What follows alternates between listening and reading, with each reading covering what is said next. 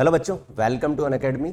आज की इस वीडियो में मैं आप लोगों के लिए लेके आया हूँ क्लास 10th का chapter number 1 that is real numbers. ठीक है, तो रियल नंबर में बेटा हम लोग क्या क्या पढ़ने वाले हैं इस वीडियो के अंदर। हम लोग देखो इस चैप्टर के concepts plus PYQ and NCERT solutions. ठीक है, ये तीनों चीजें इस वीडियो में हम लोग कवर करने वाले हैं। ठीक है, तो रियल नंबर देखो चैप्टर ऐसा है, काफी कुछ पोर्शन इसके अंदर से हट चुका है। ठीक है, बहुत कम इसका पोर्शन बचा हुआ है जिसके अंदर मैं आपको बताऊंगा कि कहां कहां से क्वेश्चन इसके अंदर बनते हैं। साथ साथ वीडियो में ये भी बताता जाऊंगा कि कितने मार्क्स का question class 10th CBSE board में इस चैप्टर से आता है। ठीक है, किस सेक्शन के अंदर आता है ये भी हम लोग डिस्कस करने वाले हैं इसके अंदर।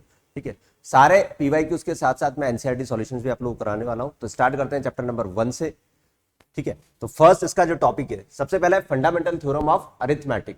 ठीक है, ये थ्योरम क्या बोलती है कि every integer greater than 1 either in the form of prime, मतलब आप किसी भी इंटीजर को प्राइम फैक्टर्स की फॉर्म में ब्रेक कर सकते हो ग्रेटर देन 1, और किसी प्राइम नंबर को भी आप ब्रेक कर सकते हो। ठीक है, so this is the statement.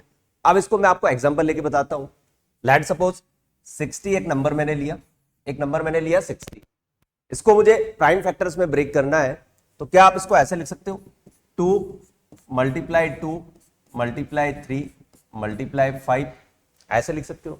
तो यहां पर हमारे पास में देखो 2 प्राइम नंबर है, अगेन 2 प्राइम नंबर आया, 3 प्राइम नंबर आया और 5 प्राइम नंबर आया। तो यही तो इसके अंदर बोला है स्टेटमेंट में कि every integer greater than 1 either a prime number और can be express in the form of the primes, या अदर लैंग्वेज में सेकंड डेफिनेशन हम लोग ये भी बोल सकते हैं कि किसी भी नेचुरल नंबर को हम लोग प्रोडक्ट ऑफ प्राइम्स की फॉर्म में ब्रेक कर सकते हैं। ठीक है, ये इसका एग्जांपल है। So this is the theorem of fundamental theorem of arithmetic. अब देखो इसके ऊपर क्वेश्चन कैसे बन सकते हैं यार। इसके ऊपर जो क्वेश्चन बनेंगे वो मैं आपको बताता हूं किस तरह से इस थ्योरम के ऊपर क्वेश्चन बनते हैं। ये आपको देखो एक डायग्राम दिया हुआ है, ट्री डायग्राम इसको बोलते हैं, फैक्टर ट्री डायग्राम। यहां पर एक नंबर लिखा हुआ है 1001, दिस इज नंबर 1001। फिर उसके बाद यहां से दो इसके फैक्टर्स है x एंड 143। तो सबसे पहले मैं आप लोगों को एक सबसे जरूरी इंफॉर्मेशन ये दे दूं कि जो 1001 होता है ये कमाल का नंबर होता है। इसके जो फैक्टर होते हैं वो 7, 11 और 13 होते हैं, ध्यान रखना हमेशा। ये एक इंपॉर्टेंट फैक्टर्स हैं इसके, और सारे ही प्राइम होते हैं। 1001 के जो फैक्टर होते हैं 7, 11 और 13 होते हैं। तो ध्यान से देखो यहां 143 है। ठीक है, तो मुझे पता है कि यार 143 जो होता है वो 11 और 13 का मल्टीप्लाई होता है। किसका होता है? 11 और 13 का मल्टीप्लाई होता है। तो इसका मतलब जो x के प्लेस पे आना चाहिए वो क्या आना चाहिए आपका? 7। x के प्लेस पे क्या आना चाहिए? 7 आना चाहिए। तो ये 7 हो जाएगा। ये 11 और 13 में से एक फैक्टर आपको 11 दिया हुआ है, तो इसका मतलब y कितना बचेगा आपका? 13। अब क्वेश्चन में आपको इस तरह से पूछा जाता है कि इस तरह के ट्री डायग्राम में कहीं पर भी एक ब्लॉक में x और y या क्वेश्चन मार्क वो दे सकता है। तो ये क्वेश्चन मार्क की वैल्यू आप लोगों को निकालनी होती है इसके अंदर। तो देखो ये x हमारा आ गया 7, y आ गया 13, तो ऑप्शन नंबर ए इसका मैच हो जाएगा। आपसे ये पूछा है what is the value of x and y, तो 7 और 13 इसका करेक्ट आंसर हो जाएगा। इसमें एक ऑप्शन भी 13 और 7 भी दिया हुआ है। तो आप हमेशा स्टार्टिंग में क्वेश्चन को देख लो यार कि पहले कौन दिया हुआ है। पहले x दिया हुआ है, बाद में y दिया हुआ है, तो पहले x की वैल्यू आएगी देन y की वैल्यू आएगी।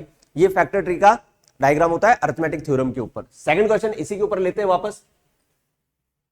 अगेन आपको नंबर दिया हुआ है x, उसके दो फैक्टर है 3 और 195। तो सीधा सीधा मैं ऐसे बोल सकता हूं कि यार ये 3 और 195 का क्या हो रहा होगा? मल्टीप्लाई रहा होगा। ये आपका आ जाएगा 558, दैट इज 585 यहां पर x होगा। ठीक है, 585x होगा। उसके बाद 3 195 हो गया। एक फैक्टर आपको 3 दिया हुआ है, तो इसका मतलब ये y कैसे आया होगा? y और 3 मिलकर ही तो 195 रहा होगा। इसका मतलब कहते हैं y की जो वैल्यू आएगी 3 का इसमें डिवाइड कर दे तो कितना आ जाएगा? 3 6 जा 18 और 3 5 जा 15, तो 65 हो गया। ऐसे इसके दोनों फैक्टर देखो 5 और 13 वेरीफाई हो रहे हैं। तो यहां से x और y की जो दो वैल्यूज आ रही है वो क्या आ रही है? 585 और y की वैल्यू आ रही है 65। वैसे हमें इसमें x जो निकालना था तो वो 585 हमारा आंसर होगा। साथ साथ टॉपिक के साथ साथ मैं आपको क्वेश्चन इसलिए करवा रहा हूं ताकि आपको ये पता चल जाए कि उस पर्टिकुलर टॉपिक के ऊपर क्वेश्चन किस तरह से बनता है और उसका आंसर में किस तरह से राइट करना होता है, लिखना होता है। वैसे ही जो टॉपिक है फंडामेंटल थ्योरम ऑफ अरिथमेटिक, इसके अंदर आपके जो चांसेस है वो ऑब्जेक्टिव क्वेश्चन पूछने के पूरे पूरे चांसेस होते हैं इसके अंदर। तो एमसीक्यू की फॉर्म में ही मैंने क्वेश्चन यहाँ पर डिजाइन किए हुए जो आप देख रहे होंगे यार। अगले क्वेश्चन पे चलते हैं इसके ऊपर। देखो अगेन आपका फैक्टर ट्री डायग्राम का क्वेश्चन है इसके अंदर आपको A B C and D इन चारों की वैल्यूज बतानी है, ए बी सी डी इन चारों की वैल्यूज बतानी है। 2 और 9009 मिलके 18018 होता है, दिख रहा है हमें साफ साफ। अब ए की जो वैल्यू है वो क्या रही होगी, वो 3 आएगी, डेफिनेटली सी बात है, ए 3 होगा क्योंकि 3 और 3 मिलके 9009 बनेगा। ऐसे ही 3003 के फैक्टर होंगे 3 इंटू 1001। और अभी अभी हमने फर्स्ट क्वेश्चन के अंदर ये क्वेश्चन किया है, अभी अभी हमने जो पहला क्वेश्चन किया था फर्स्ट क्वेश्चन, उसमें यही था क्वेश्चन 1001, तो ये मतलब 7 हो जाएगा। अब यहां पर देखो सी और डी दोनों गायब किए हुए हैं, तो सबसे जरूरी बात यहां पर, जरूरी नहीं है कि हमेशा सी आप 11 ही लो और इसको 13 लो, ये दोनों इंटरचेंज भी हो सकते हैं जब तक क्वेश्चन में कोई कंडीशन ना दी गई हो। अगर क्वेश्चन में बोला गया होता कि सी जो होगा वो डी से ग्रेटर है, तो फिर सी को हम लोग 13 लेते और डी को क्या लेते, 11 लेते हैं यहाँ पे। तो यहां पर दोनों अभी पॉसिबिलिटीज है, ठीक है। नाउ इसके बाद देखो, आपसे जो अगला क्वेश्चन इस तरह से पूछा जा सकता है इस चैप्टर से कि किसी भी नंबर के प्राइम फैक्टर्स क्या बन रहे होंगे यार, ठीक है। तो ये जो क्वेश्चन है ये आपका 202122 में आया हुआ है, टर्म 1 2021-22 सेशन में आया हुआ है। जैसे कि मैंने बोला था स्टार्टिंग में वीडियो के कि मैं पीवाईक्यूज भी कराऊंगा। तो यहां पर आप देख रहे हो कि 385 एक नंबर है, इसके आपको फैक्टर करने हैं। तो 385 को आप लिख सकते हो 5 के बाद ये बचेगा 77 और 77 के भी फैक्टर हो जाएंगे 7 और 11। इसका मतलब क्या कि ऑप्शन नंबर बी हमारा मैच हो जाएगा, ऑप्शन बी इसका मैच हो जाएगा। तो इस तरह के क्वेश्चन लास्ट ईयर भी आया था, पहले भी काफी टाइम पूछा गया है कि किसी भी नंबर के प्राइम फैक्टर क्या होंगे, और ये स्पेशली ऑब्जेक्टिव के लिए डिजाइंड है क्वेश्चन, ठीक है। एमसीक्यू ही बनते हैं इसमें से क्वेश्चन, सब्जेक्टिव क्वेश्चन कहां से बनेगा वो आगे वीडियो में आपको पता चल जाएगा। तो चलते हैं अगले टॉपिक की तरफ। नेक्स्ट जो आपका टॉपिक है, हमारे चैप्टर की जो थीम है, सबसे ज्यादा जो क्वेश्चन आ सकता है वो आता है आपका एलसीएम और एचसीएफ के एप्लीकेशन से, जहां पर सबसे पहले हमें ये पता होना चाहिए कि एलसीएम और एचसीएफ होता क्या एक्चुअली मैन, कैसे उसको फाइंड आउट करते हैं, और उसके ऊपर जो प्रॉब्लम्स की एप्लीकेशंस होती है वर्ड प्रॉब्लम, वो कैसे सॉल्व की जाती हैं, ठीक है। सबसे पहले हम लोग बात करते हैं एलसीएम और एचसीएफ की। तो एलसीएम का मतलब होता है आपका लीस्ट कॉमन मल्टीपल, और एचसीएफ जिसको हम एक और नाम से जानते हैं दैट इज जीसीडी, ये भी याद रखना आप लोग, ये होता है आपका हाईएस्ट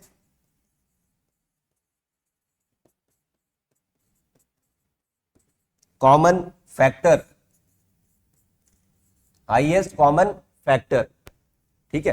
तो एलसीएम के केस में यहां पर आप देखो कि मल्टीपल वर्ड यूज आ रहा है, तो इसका मतलब हो गया कि एलसीएम जिन नंबर्स का आप लोग निकाल रहे हो वो या तो उनके इक्वल होगा या हमेशा उससे ग्रेटर आएगा, ध्यान रखना।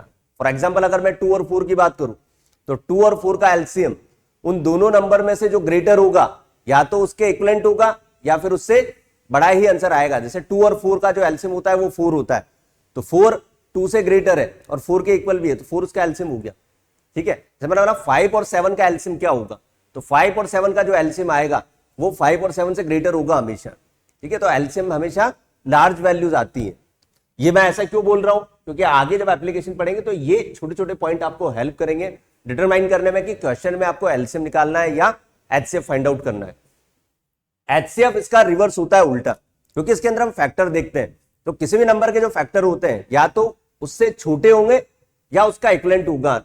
समझ रहा है कि 2 और 4 का जो एचसीएफ होता है वो 2 आता है, तो 2 और 4 में 2 के इक्विवेलेंट आ रहा है, लेकिन लार्जर जो सबसे बड़ा नंबर है उससे छोटा ही आंसर होगा हमेशा, ये ध्यान रखना, ठीक है। अब इन दोनों में मैं बात करता हूं दो नंबर्स की, जहां पर एक थ्योरम हमें वेरीफाई करने के लिए बोला जाता है कि जब भी आप दो नंबर्स का एलसीएम और एचसीएफ कैलकुलेट करते हो तो उन दोनों नंबर्स का जो प्रोडक्ट है वो उनके एलसीएम और एचसीएफ के मल्टीप्लाई के इक्विवेलेंट में आता है। तो यहां से ये जो देखो थ्योरम आपको ब्लॉक में दिख रही है कि LCM of a and b multiply HCF of a and b equal to a into b, ये वेरी वेरी इंपॉर्टेंट है। यहां से क्वेश्चन पूछा जाता है, डेफिनेटली यहां से क्वेश्चन पूछा जाता है ए, कि मान के चलो 100% क्वेश्चन आता है इस टॉपिक से।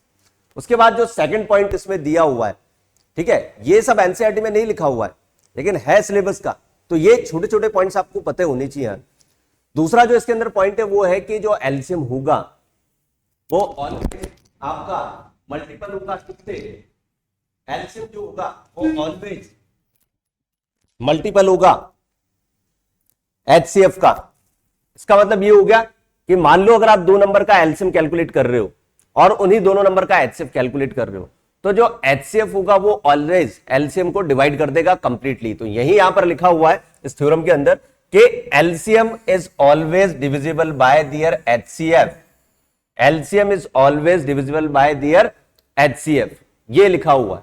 आप कभी भी दो नंबर का एलसीएम और एचसीएफ निकालोगे तो हमेशा ये देखोगे कि जो एचसीएफ होता है वो एलसीएम को कंप्लीटली डिविजिबल कर देता है, डिवाइड कर देता है।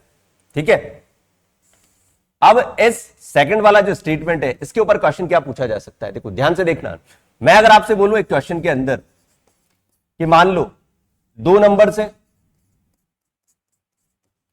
इन दोनों का एलसीएम 120 है, दो नंबर से इन दोनों का एलसीएम कितना है 120 है, और मैं आपसे अगर पूछूं चार ऑप्शन देखे कि कौन सा इसमें से एचसीएफ नहीं हो सकता, अगर मैं आपको 4 ऑप्शंस दूं और मैं आपसे ये पूछूं कि उन दोनों नंबर का एचसीएफ कौन नहीं हो सकता, तो मैं ऑप्शंस है मेरे पास में 60, 30, 40 और 35, ये 4 ऑप्शंस है। तो यहां पर मैंने अभी आप लोगों को स्टेटमेंट बताया कि LCM is always divisible by there HCF. तो यहां आप ध्यान से देखो कि ये जो तीनों नंबर्स हैं ये तीनों कंप्लीटली डिवाइड कर रहे हैं किसको, 120 को, 120 को ये तीनों कंप्लीटली डिवाइड कर रहे हैं। इसका मतलब 60 एचसीएफ हो सकता है, 30 एचसीएफ हो सकता है, 40 आपका एचसीएफ हो सकता है, लेकिन ये जो 35 है ये एचसीएफ कभी भी नहीं होगा। तो हमारा जो आंसर आएगा वो 35 आएगा। इस तरह का क्वेश्चन पूछे जाने के चांसेस है पूरे आपको।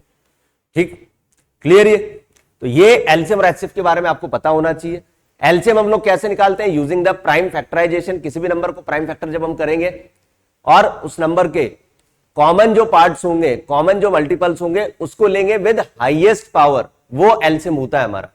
एचसीएफ क्या होगा भाई, एचसीएफ में क्या करेंगे, सेम प्रोसेस प्राइम फैक्टराइजेशन कर लेंगे। प्राइम फैक्टर करने के बाद में आपको लोवेस्ट पावर देखनी पड़ेगी जो कॉमन आ रही है, तो वो हमारा एचसीएफ होगा, और इसका दूसरा नाम जीसीडी होता है, ये मैंने आप लोगों को बता दिया। अब इसके ऊपर एप्लीकेशन के ऊपर क्वेश्चन आते कैसे हैं, बोर्ड में किस तरह के क्वेश्चन पूछे जाते हैं, वो क्वेश्चन हम लोग डिस्कस करेंगे। देखो ठीक है, वो वाले क्वेश्चन हम लोग डिस्कस करने वाले हैं। आगे देखो, ये जो क्वेश्चन है ये 2023 का क्वेश्चन है। ठीक है, 2023 का क्वेश्चन है, लेटेस्ट क्वेश्चन है यार। आपसे इसमें बोला है कि the ratio of the HCF to LCM of a least composite number and least prime number क्या होगा। तो सबसे पहले मुझे पता होना चाहिए कि लीस्ट कंपोजिट नंबर और लीस्ट प्राइम नंबर क्या होता है। तो आपको अगर पता हो, इंफॉर्मेशन में आपको साथ साथ देता हो जाता हूं। देखो कि 2 जो होता है वो हमारा लीस्ट प्राइम नंबर होता है, लीस्ट प्राइम नंबर होता है ये, और ये इकलौता ऐसा नंबर है जो इवन भी है। ठीक है, ओनली इवन प्राइम नंबर, इकलौता ऐसा नंबर है जो इवन प्राइम नंबर है। करेक्ट? ठीक है, ऐसे ही अगर मैं 4 की बात करूं तो ये हमारा लीस्ट कंपोजिट नंबर है, लीस्ट कंपोजिट नंबर है। अब आपको क्वेश्चन में यही तो पूछा है कि भाई जो रेशियो होगा किसका, एचसीएफ टू एलसीएम का पूछा है इसने, ये भी हमें ध्यान रखना है। किसका, एचसीएफ टू एलसीएम का। तो मैं इन दोनों नंबर्स की अगर एचसीएफ की बात करूं, एचसीएफ ऑफ 2 और 4, तो क्या ये 2 होगा। ऐसे ही अगर मैं एलसीएम ऑफ 2 एंड 4 बात करूं तो ये क्या होगा, 4 होगा। ठीक है, रेशियो पूछा है एचसीएफ टू एलसीएम, तो 2:4 का मतलब हो गया 1:2, 1:2। इन दोनों का रेशियो आ जाएगा 1:2, 2:4 पूछा है हमसे। ठीक है, बी जो ऑप्शन है इसके अंदर 2:1 भी दिया हुआ है। तो एग्जाम में हमें बहुत केयरफुली स्टेटमेंट पढ़ना है कि आपको जो रेशियो पूछा है वो एलसीएम टू एचसीएफ पूछा है या एचसीएफ टू एलसीएम पूछा है। ठीक है, इसका हमें केयरफुली ध्यान रखना है, क्योंकि ऑप्शंस जनरली वो ऐसे ही देगा जिसमें आप लोग कंफ्यूज हो जाओ। तो ये फर्स्ट प्रॉब्लम थी इसके ऊपर। ठीक है, अगली प्रॉब्लम पे चलते हैं, सेकंड प्रॉब्लम इसी की टॉपिक के ऊपर, क्योंकि इसके ऊपर अपन करने वाले हैं बहुत सारे क्वेश्चंस। इन क्वेश्चन से आपको आइडिया हो जाएगा कि एक्चुअली में इस चैप्टर से क्वेश्चन किस तरह से आते हैं और कौन कौन से क्वेश्चन इंपॉर्टेंट होते हैं, टॉपिक कौन सा इंपॉर्टेंट है। ठीक है, सेकंड क्वेश्चन आपको दिख रहा है, देखो एचसीएफ ऑफ 39, 91, 13 है, एलसीएम ऑफ 39 और 91 निकालना है। वैसे तो ये ऑब्जेक्टिव पेपर है, मतलब ऑब्जेक्टिव क्वेश्चन है ये। तो ऑब्जेक्टिव क्वेश्चन में आप इनका एलसीएम डायरेक्टली भी निकाल सकते हो, जैसे नॉर्मली हम प्राइम फैक्टराइजेशन से करते हैं। लेकिन जब हमारे पास में थ्योरम अवेलेबल है तो हम प्राइम फैक्टर करने में टाइम वेस्ट क्यों करें। हमारे पास में थ्योरम अवेलेबल है कि भाई एलसीएम जो होगा और एचसीएफ होगा दोनों नंबर का, वो क्या दोनों नंबर के मल्टीप्लाई के इक्वल होगा। तो एलसीएम हमारा कितना है भाई, एलसीएम तो हमें निकालना ही है। एचसीएफ दिया हुआ है 13 और दोनों जो नंबर है वो 39 और 91 है। यहां से कैलकुलेशन करके इसको 3 टाइम कट कर दे, ये आ जाएगा आपका 273। तो ऑप्शन नंबर बी हो जाएगा इसका 273। तो जो एलसीएम आएगा दैट इज 273। आप लोग चाहो तो इसको प्राइम फैक्टर से भी कर सकते हो, चॉइस आपकी है कि आपको कौन सी चॉइस एग्जाम में पिक करनी है ताकि आपको मिनिमम टाइम लगे सॉल्व करने में। ठीक है, क्योंकि मैं टाइम सेव करना बहुत इंपॉर्टेंट है यार। मैथ्स के पेपर में 3 घंटे कैसे निकल जाएंगे पता नहीं चलेगा। ठीक है, चलते हैं अगले क्वेश्चन की तरफ। HCF ऑफ एंड एलसीएम 12, 21 और 15 रेस्पेक्टिवली आर। HCF और एलसीएम बताना है। इस बार जो हमारे पास में नंबर है वो कितने हैं, 3 नंबर है। तो यहां पर आपको देखो प्राइम फैक्टर से करना है इसको। अगर मैं 12 के फैक्टर्स करूं तो क्या वो 2 इंटू 2 इंटू 3 होगा। अगर मैं 21 के फैक्टर करूं तो वो 3 इंटू 7 होगा। और अगर मैं 15 के फैक्टर करूं तो वो 3 इंटू 5 होगा। ये इसके प्राइम फैक्टर हो गया। ठीक है, अब आपको एलसीएम लेना है। तो एक बात बताओ, एलसीएम में हम लोग क्या लेते हैं, देखो 3 कॉमन आ रहा है, 3 कॉमन आ रहा है, 3 कॉमन आ रहा है, तो 3 को तो उठा लो। ठीक है, अब एक्स्ट्रा जो बचे हुए हैं कॉमन आने के बाद में, एक्स्ट्रा जो भी बचा हुआ है वो भी हमें एलसीएम में इंक्लूड करना पड़ता है। तो ये जो दोनों 2 है ये भी इंक्लूड होंगे, 7 भी इंक्लूड होगा और 5 भी इंक्लूड होगा। तो ये आ जाएगा आपका 420। कितना आ जाएगा, 420। और एचसीएफ में ध्यान रखना ओनली जो कॉमन आ रहा है उसी को पिक करना होता है। हमें जो सिर्फ कॉमन आ रहा है उसी को पिक करना है। तो ओनली 3 इसके अंदर कॉमन दिख रहा है आप लोगों को, तो 3 लेना है सिर्फ एचसीएफ। तो इसके अकॉर्डिंग जो ऑप्शन होगा दैट इज 3 और 420 इसका आंसर होगा। ऑप्शन डी उल्टा दिया हुआ है। मैं फिर बोल रहा हूं, रिपीट कर रहा हूं कि आपसे जो पहले दिया हुआ है एचसीएफ, तो पहले एचसीएफ का आंसर आएगा, देन एलसीएम का आंसर आएगा। तो 3 इंटू 420 होगा। ऑप्शन नंबर डी आपको इधर दिख रहा होगा, नीचे साइड में सरक गया है वो। ऑप्शन जो डी है यहां पर ये 420,3 लिखा हुआ है, ध्यान रखना। ठीक है, 420,3 लिखा हुआ है ये। चलते हैं अगले क्वेश्चन की तरफ। LCM of two number is 182 and their HCF is 13. One of the number is 26. Find the other number. इस तरह की प्रॉब्लम काफी टाइम से रिपीट हो रही है, बार बार डेटा चेंज हो जाता है लेकिन पूछने का तरीका सेम ही होता है।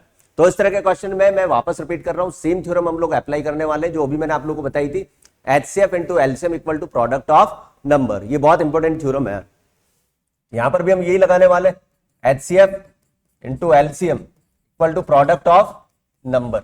ठीक है, अब आप देखो कि एलसीएम कितना दिया हुआ है मुझे, एलसीएम दिया हुआ है 182, एचसीएफ दिया हुआ है 13। वन ऑफ द नंबर इसने बोला है कि 26 है, तो लेट सपोज मैं मान लेता हूं कि A 26 है, तो B कितना होगा ये निकाल लेते हैं। तो 13 से ये 2 टाइम कटेगा, 2 से ये 91 कटेगा, तो B आपका आ जाएगा 91।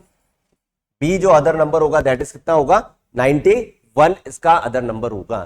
ठीक है, सब्जेक्टिव सॉल्यूशन बनाना है इसका, तो आपको सबसे पहले फॉर्मूला लिखना पड़ेगा, ये जो थ्योरम है, देन उसके बाद कैलकुलेशन करनी है। तो ये जो क्वेश्चन है, इस तरह के क्वेश्चन आपके 2 मार्कर में आते हैं, ध्यान रखना। कितने नंबर में आते हैं, 2 मार्कर में क्वेश्चन आते हैं, ये 2 मार्कर वाले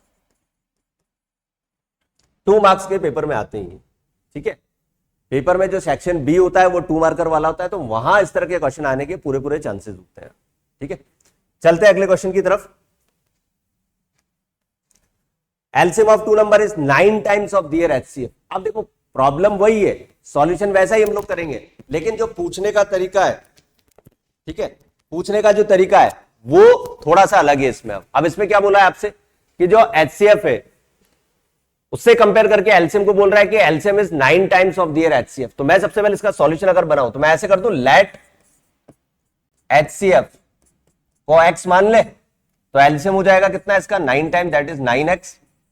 अकॉर्डिंग टू क्वेश्चन ये बोल रहा है कि दोनों का जो सम है, सम की बात कर रहा है ये, the sum of LCM and HCF कितना दिया हुआ है, 500। इसका मतलब हो गया कि x प्लस 9x किसके इक्वल हो जाएगा, 500 के। तो यहां से अगर आप लोग x कैलकुलेट करोगे तो वो 50 आ जाएगा, x कैलकुलेट करोगे तो कितना आ जाएगा, 50 आ जाएगा। ठीक है, अब पूछा क्या है इसने, x निकाल के नहीं छोड़ना है हमें, हमसे पूछा है कि find the HCF of the 2 numbers. HCF उसने पूछा है, तो एक बार बताओ एचसीएफ को मैंने x ही माना था क्या, तो इसका मतलब एचसीएफ कितना हो जाएगा मेरा, 50। और अगर वो एलसीएम भी पूछता तो इसका 9 टाइम कर दो तो कितना आ जाएगा, 450। 9 टाइम कर दो तो कितना हो जाता, 450 यार, करेक्ट। तो ये दोनों बातें आप लोगों को पता होनी चाहिए। ठीक है, आगे चलते हैं। Another way to ask the question, HCF of 336 54 6 है, फाइंड द एलसीएम पूछा है, तो सेम थ्योरम हम इसमें लगाने वाले हैं। 336 मल्टीप्लाई 54 इक्वल टू HCF 6 है, एलसीएम हमें निकालना है, तो एलसीएम आ जाएगा 6 से 9 टाइम कटेगा, तो यहां से जो एलसीएम आएगा वो इससे मल्टीप्लाई कर दो, 5 कैरी, इसका 2 3 3024, एलसीएम आ जाएगा इसका 3024। हमेशा एलसीएम ग्रेटर आता है गिवन नंबर से, ठीक है। तो ये सारी प्रॉब्लम अभी हम लोग उसी फॉर्मूले के ऊपर कर रहे हैं, उस थ्योरम के ऊपर कम से कम 8 से 10 क्वेश्चन हम कर रहे हैं, बहुत सारे क्वेश्चन कर रहे हैं। तो आपको देखो इस चैप्टर के अंदर जो थ्योरेटिकल पार्ट है वो बहुत कम है, ना के बराबर थ्योरेटिकल पार्ट है। सिंपल से 2-3 फॉर्मूले हैं जिसमें से HCF और एलसीएम मैंने आपको बता दिया, वो इस तरह से सॉल्व होंगे यार। तो एक ही टॉपिक के ऊपर हम कम से कम 8 से 10 प्रॉब्लम करेंगे, जिससे आपका पूरा कॉन्सेप्ट क्लियर हो जाएगा, theoretical as well as PYQ के साथ साथ। आगे देखो, what is the smallest prime number and smallest composite number, ठीक है। What is the HCF of smallest prime number 2 होता है और स्मॉलेस्ट कंपोजिट नंबर 4 होता है। अभी हमने की ये प्रॉब्लम, इसमें 2023 में भी आई थी, सेम प्रॉब्लम 2023 में भी आई थी, बस वहां पर रेशियो पूछ लिया था, यहां ओनली सिर्फ क्या पूछा है, HCF पूछा है। तो HCF कितना हो जाएगा भाई इन दोनों का, HCF कितना हो जाएगा इन दोनों का, 2, सिंपल 2 हो जाएगा, ठीक है। स्मॉलेस्ट कंपोजिट नंबर पूछा है। अब इसी प्रॉब्लम में आपसे ये भी पूछ सकता है कि what is the HCF LCM और HCF of smallest prime number and smallest 2 digit composite number. तो 2 डिजिट का जो कंपोजिट नंबर होता है वो होता है आपका 2 डिजिट का जो स्मॉलेस्ट कंपोजिट नंबर होगा वो 10 होता है, ध्यान रखना। 2 डिजिट कंपोजिट नंबर ये होता है आपका 10, ध्यान रखना। तो ये भी ध्यान रख लेना कि ओनली कंपोजिट बोला है या 2 डिजिट का कंपोजिट बोला है। अगला क्वेश्चन देखो, ये जो क्वेश्चन है आपकी एनसीईआरटी एक्सरसाइज में भी गिवन है, एनसीईआरटी एक्सरसाइज में भी गिवन है, ठीक है। जब हम अभी एनसीईआरटी के सॉल्यूशंस बनाएंगे तो वहां पर मैं आप लोगों को बताऊंगा कि ये क्वेश्चन वहां पर गिवन है। ये जो क्वेश्चन है हर साल हर सेट के अंदर आता ही आता है, 100% आता है हमेशा, 100% आता है हमेशा, every year 100% every year repeat होता है। चेंजेस क्या होते हैं कि 6 की पावर n दे दे, 15 की पावर n दे दे, 14 की पावर n दे दे, 21 की पावर n दे दे, इस तरह से इसमें चेंजेस होते हैं। अब इस तरह के क्वेश्चन को सॉल्यूशन हम लोग कैसे बनाते हैं, रिटर्न में कैसे लिखते हैं। हमें यह पता है कि 0 से एंड होने के लिए किसी भी नंबर का जो फैक्टर एटलीस्ट कम से कम एक 2 और एक 5 हमारे पास अवेलेबल होना चाहिए, तब भी वो यूनिट डिजिट 0 से एंड होगा। कम से कम या तो एक 2 हो या एक 5 हो, ठीक है, मतलब दोनों अवेलेबल होनी चाहिए। 2 और 5 एटलीस्ट 1 तो हमारे पास में होना ही चाहिए कम से कम। अगर दोनों में से कोई भी एक अवेलेबल है तो फिर वो 0 से एंड नहीं होगा। तो इसी प्रॉब्लम को हम लोग इस तरह से एक्सप्लेन करके लिखते हैं, इसका जो सॉल्यूशन बनाते हैं। 6 की पावर n को हम लोग लिखेंगे 2 × 3 की पावर n, फिर इसके अंदर लिखेंगे 6 की power n can not end with digit 0 because it does not have 2 and 5 both as a factor, क्योंकि 2 और 5 दोनों होना जरूरी है। इसके पास में आप देख पा रहे हो कि सिर्फ ओनली 2 अवेलेबल है, 5 एब्सेंट है, तो मतलब ये 0 से एंड नहीं होगा। और ये जो क्वेश्चन आता है ये भी आपका 2 मार्कर में आता है, 2 नंबर में ये क्वेश्चन पूछा जाता है। अगर आप लेटेस्ट लास्ट ईयर का पेपर देखोगे तो उसमें 15 की पावर n पूछा गया था। अब आप देखो इधर, अगर मैं यहां से आपसे बोलूं, अगर मैं आपसे बोलूं कि 15 की पावर n को अगर मुझे करना हो, इसकी जगह 6 की पावर n की जगह 15 की पावर n आ सकता है, 14 की पावर n आ सकता है। तो 15 की पावर n में देख रहे हो कि 3 × 5 की पावर n बोला जाएगा, और इसमें हम लिखेंगे 2 × 7 की पावर n बोला जाएगा। तो यहां पर देखो, एक बार किसी में अगर 5 अवेलेबल है तो कहीं 2 अवेलेबल नहीं है, और 2 अवेलेबल है तो 5 एब्सेंट है। तो यहां पर हमारे क्वेश्चन का आंसर जो होगा वो क्या होगा कि 2 और 5 इसके अंदर अगेन दोनों सेम नहीं है, ओनली 5 अवेलेबल है, तो ये भी आपका 0 से एंड नहीं होगा और ये भी नहीं होगा। तो ये आपका 2024 में पूछा गया था PY, ठीक है, 2024 में ये पूछा गया था। क्लियर? ये आगे चलते हैं। देखो If the HCF of two number is 27 and their LCM is 162, if one of the number is 54, find the other number. अभी अभी हमने इस तरह की प्रॉब्लम की, और साथ में आप लोगों को देखो ये भी मैं बता रहा हूं कि ये जो क्वेश्चन है 2017 का है, तो 17 हो या 18 हो, 19 हो, 20 हो, 23 या 24, सभी में इस तरह के क्वेश्चन पूछे जा रहे हैं, बस डेटा चेंज होता जा रहा है। तो हमें सिंपल सा एक ही फॉर्मूला लगाना है, LCM into HCF, HCF into LCM equal to a into b, ये लगाना है। और ध्यान रखना, वापस मैं रिपीट कर रहा हूं कि इसको लिखना जरूर है, बिकॉज सब्जेक्टिव क्वेश्चन है। तो यहां पर आपको एचसीएफ कितना दिया हुआ है 27, एलसीएम दिया हुआ है 162, और वन ऑफ द नंबर 54 है, तो बी नंबर निकालना है। तो 27 से 2 टाइम जाएगा, 2 से ये 81, तो बी आएगा आपका 81। कैलकुलेशन करते टाइम ध्यान रखना, बहुत केयरफुली कैलकुलेशन करना, क्योंकि क्वेश्चन बहुत आसान होते हैं। हमारे लिए प्लस पॉइंट है कि हमारा स्कोर ऐसे क्वेश्चन से बढ़ता है, तो ऐसे क्वेश्चन में हम मार्क्स लूज ना करें, ये केयरफुली कैलकुलेशन करनी है हमें। आगे देखो, तो अब ये टॉपिक हमारा एंड होता है कौन सा, सिंपल एलसीएम और एचसीएफ के ऊपर क्वेश्चंस किस तरह के बन रहे थे वो वाले। अब हमारे पास में आएगी वर्ड प्रॉब्लम्स। कौन सी आएगी, वर्ड प्रॉब्लम्स। तो वर्ड प्रॉब्लम के अंदर जनरली ऐसा होता है कि उस वर्ड प्रॉब्लम के अंदर हमें ये डिटेक्ट करना थोड़ा सा मुश्किल हो जाता है कि यार उस गिवन क्वेश्चन के अंदर पर्टिकुलर हम एचसीएफ निकालें या एलसीएम निकालें, क्योंकि अगर हमें ये पता चल गया कि एलसीएम एचसीएफ में से क्या कैलकुलेट करना है, उसके बाद तो हमारा काम आसान है क्वेश्चन का। ठीक है, तो मैं आप लोगों को बता दूं कि ये जो वर्ड प्रॉब्लम से वर्ड प्रॉब्लम वाला पार्ट आता है आपका 3 मार्कर में। 3 मार्कर में भी आ सकता है या 2 मार्कर में भी आ सकता है, ध्यान रखना, दोनों में से किसी में भी आ सकता है, 3 मार्कर या 2 मार्कर दोनों में से आ सकता है। अब आपको ये कैसे पता चलेगा कि यार जो क्वेश्चन है वो एलसीएम का है या एचसीएफ का है, तो उसके लिए मैंने कुछ की पॉइंट्स बनाए हुए हैं। वो की पॉइंट्स आपको माइंड में रखने और याद रखने हैं कि किस क्वेश्चन के अंदर उस की पॉइंट के अकॉर्डिंग आपको एलसीएम एचसीएफ का पता चलेगा। सबसे पहले मैं एलसीएम पे चलता हूं। देखो, अगर आपका क्वेश्चन रेसिंग ट्रैक का है, रेसिंग ट्रैक का मतलब क्या हो गया कि मान लो 2 कैंडिडेट है, स्टेडियम के चारों तरफ रेसिंग में वॉकिंग कर रहे हैं, रेस कर रहे हैं, ठीक है, तो उसको रेसिंग ट्रैक का क्वेश्चन बोलते हैं। अब क्वेश्चन आएगा कैसे मैं अभी आपको बताने वाला हूं, पहले एक बार आप लोग समझ लो सारा। देखो, दूसरा हो गया, ये जो लाइन है एक्चुअली ये लाइन शिफ्ट हो चुकी है, तो इसको कट कर देना। ये लाइन जो आपकी शिफ्ट हो चुकी है ये इधर आएगा, अरेंजमेंट ऑफ सीट्स ये इधर लिखा हुआ था, मैं इसको लिख देता हूं, arrangement of seats books etcetera, ठीक है, ये इधर आने वाला है इधर, और मेजरमेंट यहां है इसी, अभी अपन बात करते हैं। ठीक है, सबसे पहले मैं एलसीएम के लिए बात करता हूं। तो मैंने बोला कि रेसिंग ट्रैक, अलार्म क्लॉक या रिंगिंग बेल, रिंगिंग बेल, और लास्ट ट्रैफिक लाइट। ठीक है, ट्रैफिक लाइट कुछ कुछ इंटरवल के बाद बदलती रहती है सीक्वेंस में।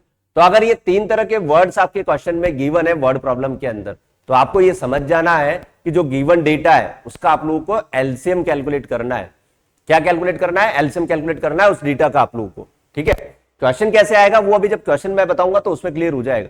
दूसरी बात, फिर हम लोग एचसीएफ पे चलते हैं। तो एचसीएफ वर्ड प्रॉब्लम में किस तरह से हमें पहचानना है कि अगर आपके क्वेश्चन में अरेंजमेंट की बात हो रही है, किसकी बात हो रही है, अरेंजमेंट की बात हो रही है। अरेंजमेंट का मतलब क्या हो गया कि मान लो एक क्लास में एक स्कूल है जिसके अंदर मान लो क्लासरूम्स बने हुए हैं, और उसके अंदर ये मान सकते हैं 1000 स्टूडेंट्स हैं, एक स्कूल के अंदर 1000 स्टूडेंट्स हैं, और उसके अंदर हमें जो नंबर ऑफ क्लासेस हैं, क्लासरूम्स बने हुए, उसमें स्टूडेंट्स को इक्वली अरेंज करना है। तो वहां पर अरेंजमेंट का हमें पता चल गया कि यार स्कूल के अंदर क्लास में बच्चों को अरेंज करना है, तो वो अरेंजमेंट का क्वेश्चन हो गया। तो वहां जो डेटा होगा उसका हमें एचसीएफ लेना होगा। मेजरमेंट की अगर मैं बात करूं तो मान लो एक स्टिक है आपके पास, एक छोटी सी स्टिक है, 5 सेंटीमीटर की एक स्टिक है, ठीक है, एक 5 सेंटीमीटर की है, एक 10 की और एक 15, 3 स्टिक्स हैं आपके पास, 5, 10 और 15। तो मैं अगर आपसे पूछूं कि यार ग्रेटेस्ट लेंथ की कितने स्टिक की मुझे जरूरत पड़ेगी, किस लेंथ की स्टिक की मुझे जरूरत पड़ेगी कि उन तीनों को मुझसे मैं मेजर कर सकूं, तो वहां पर भी आपको मेजरमेंट का मतलब हो गया कि आपको एचसीएफ कैलकुलेट करना है। तो ये 2 पॉइंट्स हमें याद रखने किसके, एचसीएफ के केस में। करेक्ट, यहां जो वर्ड प्रॉब्लम है वो 2 टाइप्स में है। ये वाले पार्ट को मैं बोलूंगा टाइप 1, यहां तक के पार्ट को बोलूंगा मैं टाइप 1, ठीक है, ये टाइप फर्स्ट है, और ये वाला जो पार्ट है ये टाइप 2 वाला है। 2 पार्ट में ब्रेक किया है मैंने वर्ड प्रॉब्लम को। टाइप 2 पे अभी हम लोग चलेंगे, टाइप 2 पे भी हम लोग चलेंगे। टाइप 1 में मैं आपको वापस रिपीट कर देता हूं कि अगर आपके पास रेसिंग ट्रैक है, अलार्म क्लॉक है और ट्रैफिक लाइट अगर वर्ड दिया हुआ है तो उसका मतलब हो गया डेफिनेटली वहां पर क्या करना है, आपको एलसीएम कैलकुलेट करना है। और अगर मैं बात करूं एचसीएफ की, तो मेजरमेंट की अगर बात हो रही है, अरेंजमेंट ऑफ सीट्स, बुक्स और स्टूडेंट की अगर बात हो रही है, तो उस केस में आप लोगों को निकालना है क्या, एचसीएफ निकालना है। करेक्ट, इसके बाद लाइन से क्वेश्चन में रिप्रेजेंट करने वाला हूं। एक बार आप लोग थ्योरी बहुत अच्छे से समझ लेना, ठीक है। सेकंड जो टाइप 2 की मैं बात कर रहा हूं वो होते हैं रिमाइंडर वाले क्वेश्चंस। कौन से होते हैं? रिमाइंडर वाले क्वेश्चंस। तो उसके अंदर दो फॉर्मूले आप लोग को याद रखने हैं। देखो अगर आपसे बोल दिया जाए, ये वर्ड याद रखना डिवाइडेड बाय, इसको मैं अलग कलर से रिप्रेजेंट कर देता हूं ताकि आप डिफरेंस बना रहे हैं। अगर कहीं वर्ड लिखा हुआ है डिवाइडेड बाय, क्या वर्ड लिखा हुआ है? डिवाइडेड बाय, और यहां वर्ड है डिवाइड्स, तो जब भी अगर डिवाइडेड बाय आ जाए तो वहां आप समझ जाना कि हमें निकालना है एलसीएम, और डिवाइड्स अगर आ रहा है तो यहां समझ जाना एचसीएफ। अब ऐसा होता क्यों है ये भी जानना जरूरी है, ऐसा क्यों होता है। ये अगर एलसीएम, देखो इसमें बोला है कि एक नंबर है, लीस्ट नंबर हमें कैलकुलेट करना है जो डिवाइड हो रहा है एबीसी को, डिवाइडेड बाय एबीसी से उस लीस्ट नंबर को हम डिवाइड कर रहे हैं, ठीक है। और leaves remainder in each same case, ठीक है, leaves remainder are in each case, ठीक है। एक नंबर है जिसको हम एबीसी से डिवाइड करने पर ऑलवेज रिमाइंडर आर आ रहा है हमारा।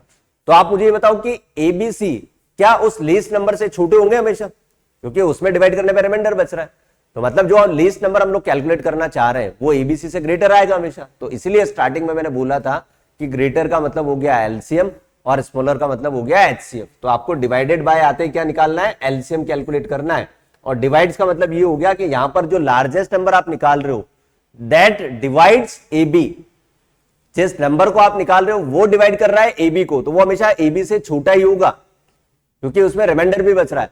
तो यहां में निकालना है क्या? एचसीएफ, ठीक है। तो जो डेटा आपको एबीसी का है, ये फॉर्मूला आपको याद रखना है कि एबीसी का एलसीएम निकाल के जो रिमाइंडर बचा हुआ था उस रिमाइंडर को क्या करना है? ऐड भी करना है हमें। सेम यहां पर आप लोग क्या करोगे इसके अंदर, अगर एचसीएफ का क्वेश्चन है तो जिस नंबर और रिमाइंडर जो बच रहा है दोनों को करोगे माइनस ए माइनस R1 और बी माइनस R2, और इनका ले लोगे एचसीएफ, यहां लेना है हमें एचसीएफ, ठीक है। तो ये दो फॉर्मूले हमें याद रखने हैं। अब ऐसा भी हो सकता है फर्स्ट वाले केस में कि रिमाइंडर अलग अलग भी बच सकते हैं, डिफरेंट डिफरेंट भी आपके रिमाइंडर्स बच सकते हैं, ठीक है। अगर आपके पास देखो डिफरेंट अगर रिमाइंडर्स हैं, मैं अगर बात करूं डिफरेंट रिमाइंडर्स की, यहां अगर मैं आप बात करूं कि डिफरेंट अगर रिमाइंडर्स आपके क्या है? डिफरेंट है, रिमाइंडर अगर डिफरेंट है तो उस केस में आपको क्या करना है? तो वहां पर आपको ये करना है कि जो एलसीएम होगा वो होगा एबीसी का, और यहां से इस बार माइनस करना है के को, माइनस करना है के को, ये फॉर्मूला याद रखना है। अब ये के क्या चीज है? जो नंबर आप देखो, मान लो मैं अगर आपसे बोलूं कि ए से डिवाइड करने पर पी रिमाइंडर बच रहा है, बी से डिवाइड करने पर क्यू रिमाइंडर बच रहा है, और सी से डिवाइड करने पर आर रिमाइंडर बच रहा है, ये इनके रिमाइंडर से करस्पॉन्डिंग इनके रिमाइंडर से। तो यहां आपको एक बात याद रखनी है कि ए माइनस पी हमेशा इक्वल आएगा बी माइनस क्यू के equal to c minus r के, और यही हमारा के होता है, यही हमारा के होता है।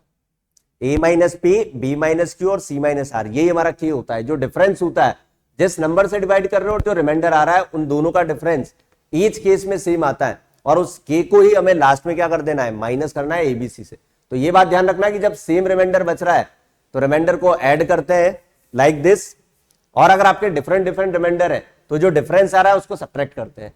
एचसीएफ में यही केस बनता है हमारे पास में कि अलग डिफरेंट डिफरेंट रिमाइंडर आ रहे हैं तो नंबर में से रिमाइंडर को माइनस करो और उनका ले लो एचसीएफ। तो ये वाला जो पार्ट है ये वेरी वेरी इंपॉर्टेंट है, ये बहुत इंपॉर्टेंट पार्ट है।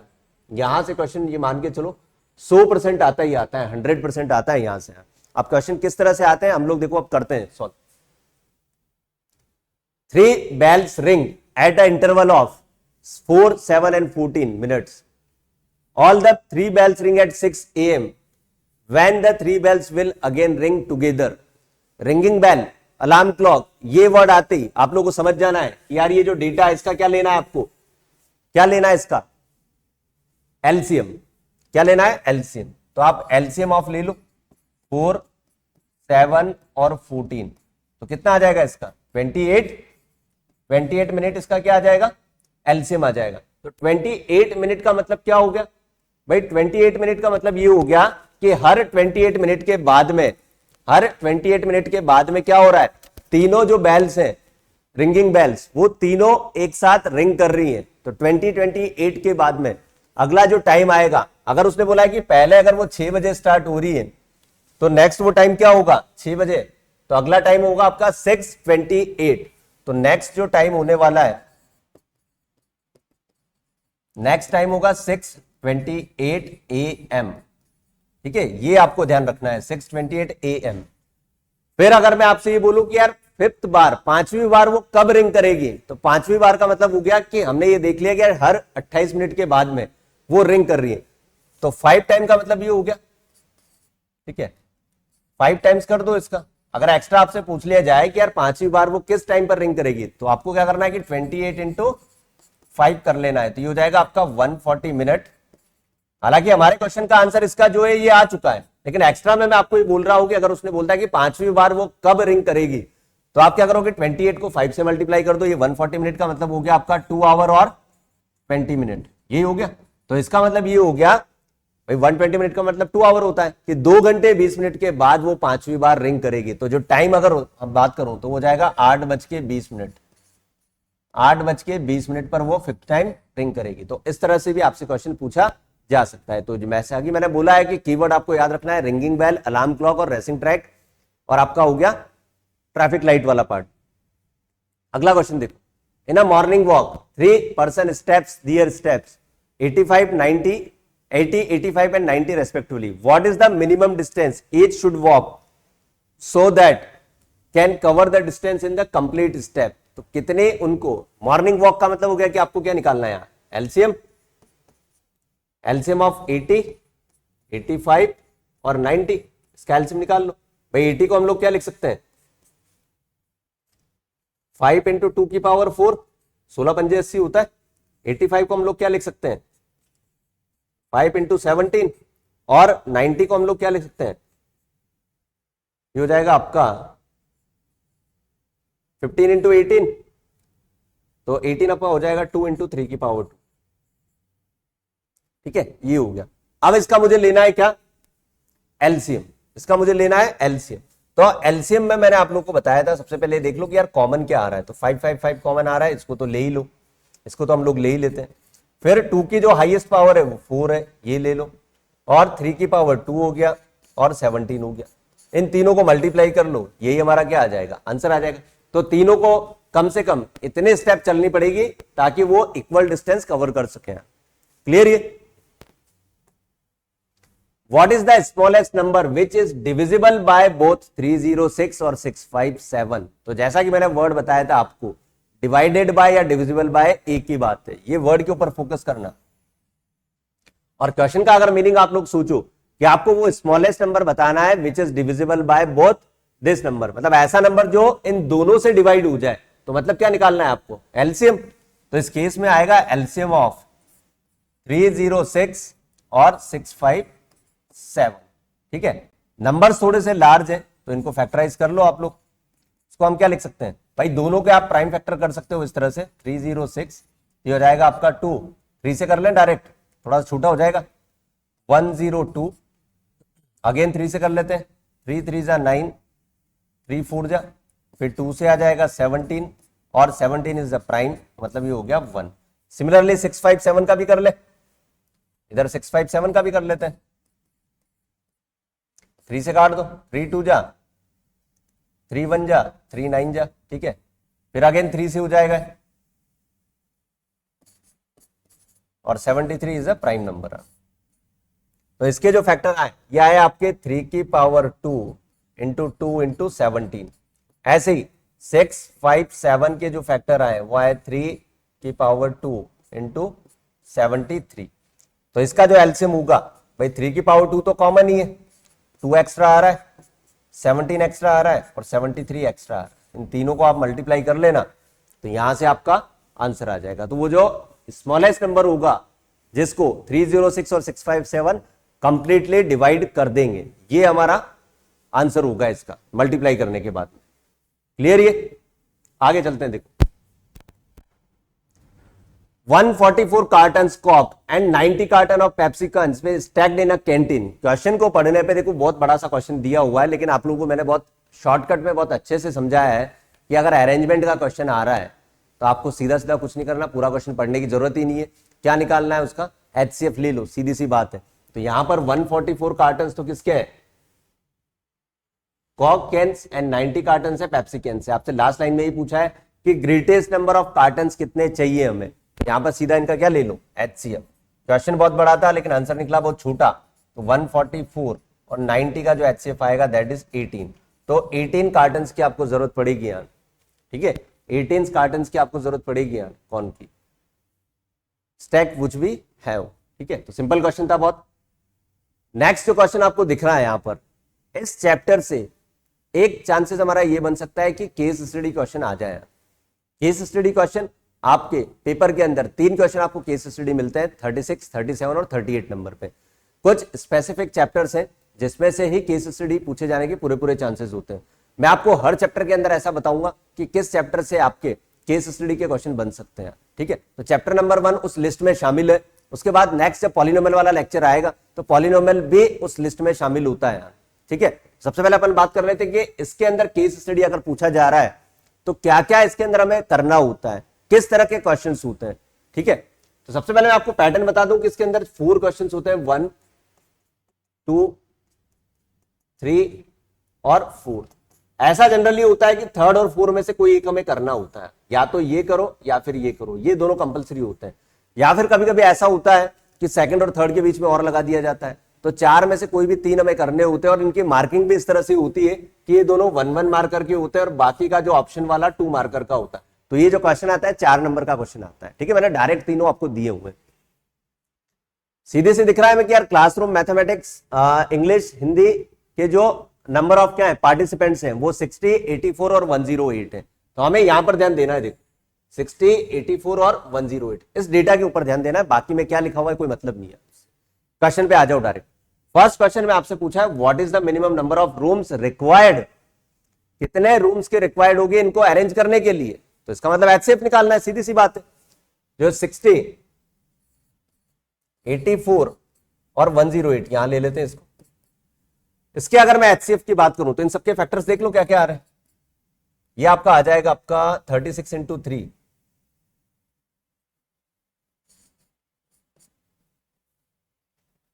ये आपका हो जाएगा 5, 2, 3 इंटू 3 इंटू 3, ठीक है। ये आएगा 60 का आप देख लो 2 इंटू 3 इंटू 5 और 84 का 2 इंटू 2 इंटू 3 इंटू 7, ये इसके फैक्टर होंगे। अब HCF में मैंने बोला था सिर्फ जो कॉमन आ रहा है उसी को लेते हैं। अब आप देखोगे यहाँ क्या क्या चीज कॉमन आ रही है, कौन कौन सी चीज कॉमन आ रही है।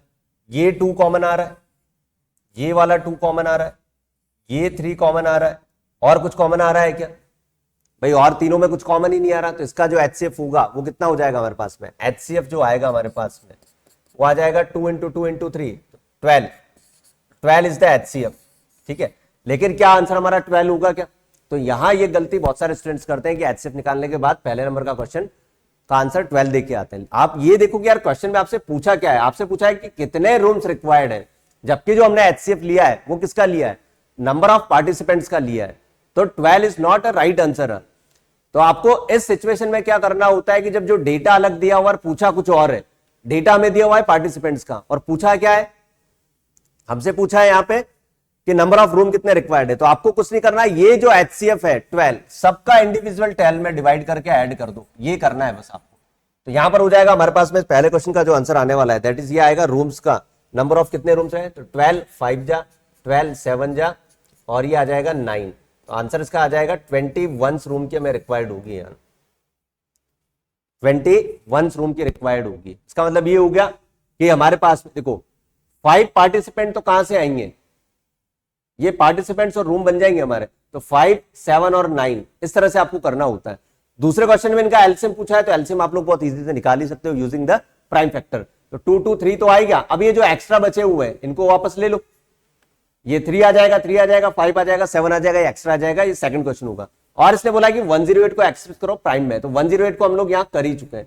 तो तीनों तरह के क्वेश्चन हमारे क्लियर होने चाहिए। इस तरह से आपको क्वेश्चन का आंसर देना है और सब्जेक्टिवली देना है, क्योंकि पहले जनरली ऐसा होता था कि केस स्टडी में ऑप्शन हमें मिलते थे लेकिन अब ऑप्शन नहीं मिलते हैं, आपको सब्जेक्टिवली सॉल्व करके शो करना है।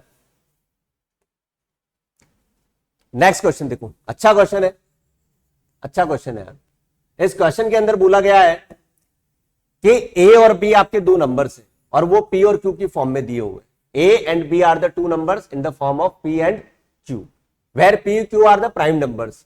HCF ऑफ AB और LCM ऑफ AB आपको दिया हुआ है in the sum other form of P की पावर, एंड आपसे पूछा M plus n R plus s क्या होगा। तो मैं एक काम करता हूं यार, मैं इनका HCF LCM निकाल लेता हूं ना। अगर मैं LCM निकालना चाहूं तो इन दोनों में देखो हाईएस्ट पावर P की कितनी है, 3 है, तो P की पावर 3 आ जाएगा और Q की पावर 4 आ जाएगा, मतलब LCM तो यही हो जाएगा।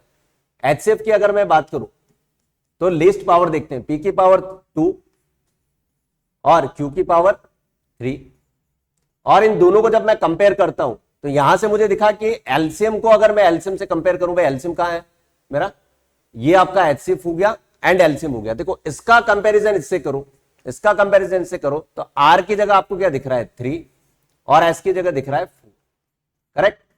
ऐसे ही इसका कंपैरिजन हमारे पास में एचसीएफ ये रहा, ठीक है, इसका कंपैरिजन करो इसके साथ में, तो यहां पर देखो आपको एम की जगह दिख रहा है 2 और ये हो गया आपका 3, तो 3 2 5 4 3 7, तो 35 इस क्वेश्चन का आंसर होगा, 35 इस क्वेश्चन का आंसर होगा। तो इस तरह से कंपेयर करके आप लोगों को क्वेश्चन का आंसर निकालना है। क्वेश्चन देखने में डिफिकल्ट लग रहा है, बहुत से बच्चे इस क्वेश्चन को देख के छोड़ भी देते हैं, लेकिन ये क्वेश्चन बहुत आसान था। तो वेरिएबल फॉर्म में भी आपसे एलसीएम और एचसीएफ पूछे जा सकते हैं, तो आपको ध्यान सिर्फ इतना सा रखना है कि हाईएस्ट पावर लेनी है एलसीएम में और लोवेस्ट पावर लेनी है एचसीएफ के अंदर।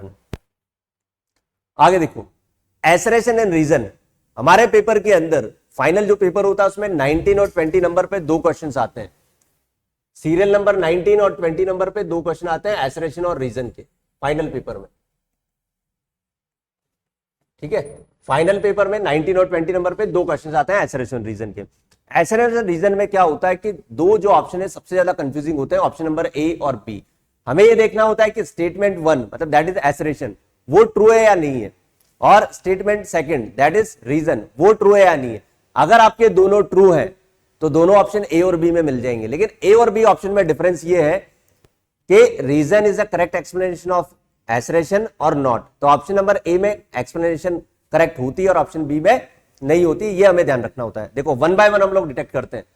आपसे बोला है कि product of 2 number is 5780 and their LCM is 17, तो एलसीएम इसका क्या होगा 340 होगा।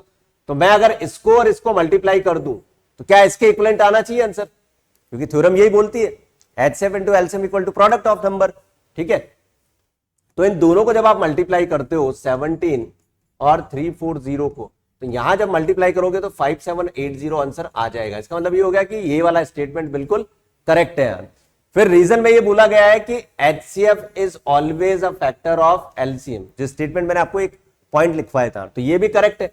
लेकिन क्या इसको सॉल्व करने के लिए हमें इसकी जरूरत पड़ी, क्या नहीं पड़ी ना इसकी जरूरत। इसको सॉल्व करने के लिए इसकी अगर हमें जरूरत नहीं पड़ी है तो इसका जो ऑप्शन आएगा दैट इज बी, कि दोनों सही तो है लेकिन रीजन एसरेशन को करेक्ट एक्सप्लेन नहीं कर रहा है।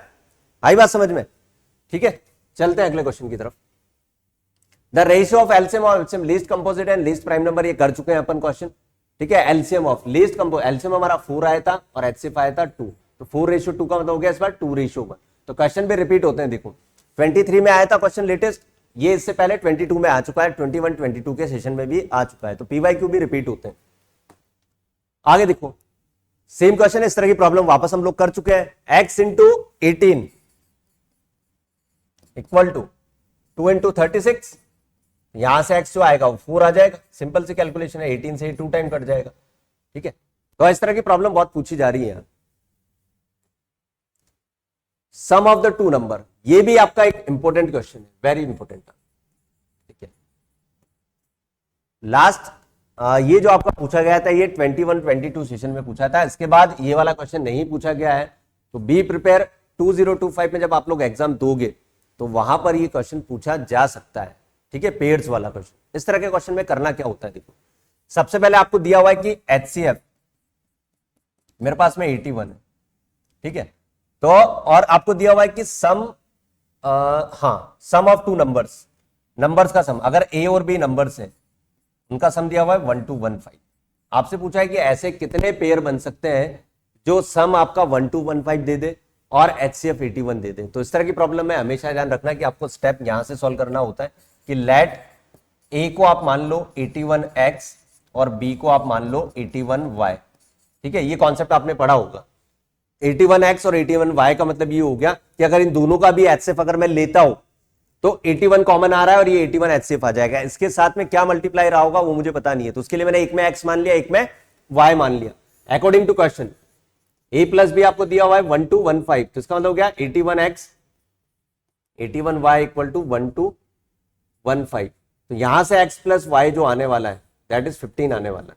ठीक है, 15 बार ये कट जाएगा, 81 कॉमन लेके काट देंगे।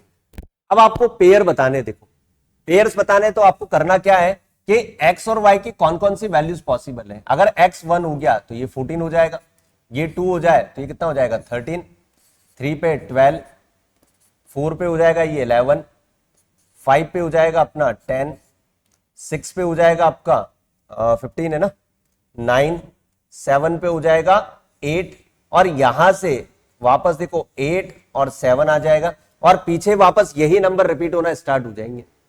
सुन पा रहे हो, यही नंबर क्या हो जाएंगे, रिपीट होना स्टार्ट हो जाएंगे। तो जहां से रिपीट हो रहा है उसको मुझे हटा देना है, छोड़ देना है अभी थोड़ी देर के लिए।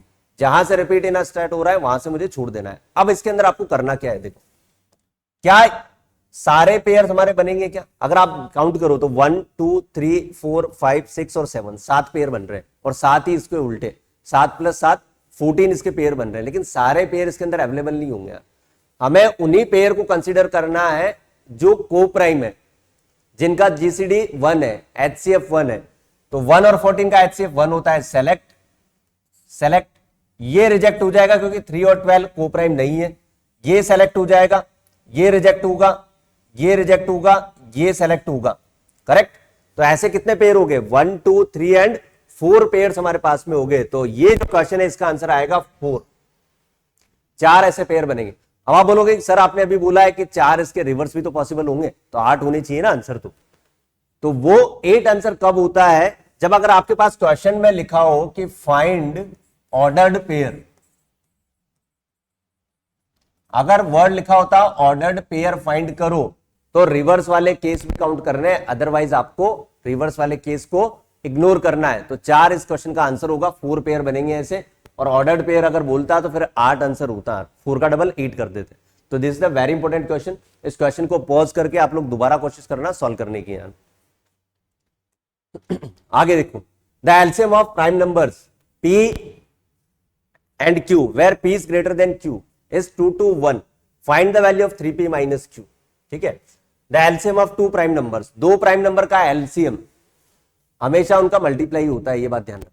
तो अगर आप 2 to 1 के फैक्टर करो, ये आएंगे आपके 13 into 17, 13 into 17 आएंगे 2 to 1 के फैक्टर।